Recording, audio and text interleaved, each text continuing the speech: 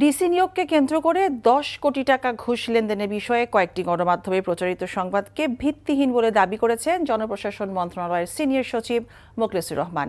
এর আগে 3 কোটি টাকার নগদ চেক দিয়ে ডিসি পদায়ন শীর্ষক সংবাদেরও কোনো ভিত্তি ছিল না। এ বিষয়ে পত্রিকার নামসহ ব্যবস্থা নিতে তথ্য মন্ত্রণালয় ও প্রেস কাউন্সিল বরাবর চিঠি ইস্যু করা হয়েছে বলেও জানান তিনি। আমি এটা কিছুই জানি না, আমি এই সম্পর্কে ডিফাইসের লেস ইট ইজ বেটার। স্ট্যান্ডবাজি নিউজ করতে চান তাহলে এগুলো প্রশ্ন করতে পারেন। এতদিন আমার সাথে কাজ করেছে,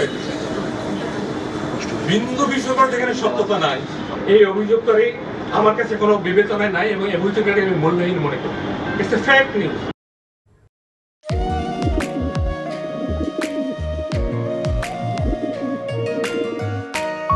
আমি রাশেদ। আমি সুফিয়া। আপনার পোষা কবুতর, আপনার মায়া এখনো ছাড়তে পারেনি, এই জন্য উড়ে চলে আসছে।